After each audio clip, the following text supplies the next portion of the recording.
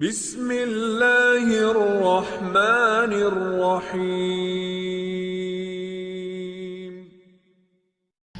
حضرت ابو دردہ رضی اللہ تعالیٰ عنہ کہتے ہیں کہ رسول اللہ صلی اللہ علیہ وسلم نے فرمایا، جہنمیوں پر بھوک مسلط کر دی جائے گی اور یہ عذاب کے برابر ہو جائے گی جس سے وہ دوچار ہوں گے، لہذا وہ فریاد کریں گے تو ان کی فریاد رسی زری یعنی خاردار پودا کے کھانے سے کی جائے گی، جو نہ انہیں موٹا کرے گا اور نہ ان کی بھوک ختم کرے گا۔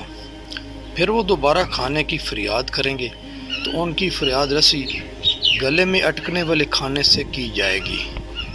پھر وہ فریاد کریں گے کہ دنیا میں اٹکے ہوئے نوالے کو پانی کے ذریعے نگلتے تھے، چنانچہ وہ پانی کی فریاد کریں گے اور ان کی فریاد رسی حمیم جہنمیوں کے مواد سے کی جائے گی جو لوہے کے برتنوں میں دیا جائے گا۔ جب مواد ان کے چہروں سے قریب ہوگا تو ان کے چہروں کو بھون ڈالے گا، اور جب ان کے پیٹ میں جائے گا تو ان کے پیٹ کے اندر جو کچھ ہے اسے کاٹ ڈالے گا۔ وہ کہیں گے، جہنم کے داروغہ کو بلاؤ۔ داروغہ کہیں گے، کیا تمہارے پاس رسول روشن دلائل کے ساتھ نہیں گئے تھے؟ وہ کہیں گے، کیوں نہیں؟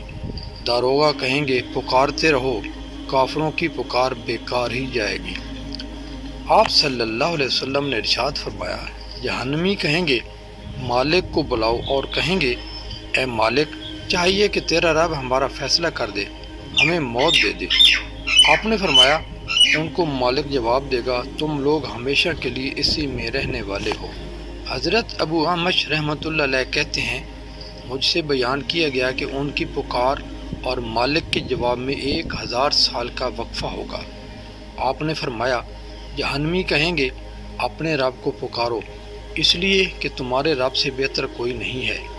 وہ کہیں گے، اے ہمارے رب، ہمارے اوپر شقاوت غالب آ گئی تھی اور ہم لوگ گمراہ ہو گئے تھے، اے ہمارے رب، ہمیں اس سے نکال دے، اگر ہم پھر ویسا ہی کریں گے تو ظالم ہوں گے۔ آپ نے فرمایا، اللہ تعالیٰ انہیں جواب دے گا، پھٹکار ہو تم پر، اسی میں پڑے رہو اور مجھ سے بات نہ کرو۔ آپ نے فرمایا، اس وقت وہ ہر خیر سے محروم ہو جائیں گے اور اس وقت گدھے کی طرح رینگنے لگیں گے اور حسرت اور ہلاکت میں گرفتار ہو جائیں گے۔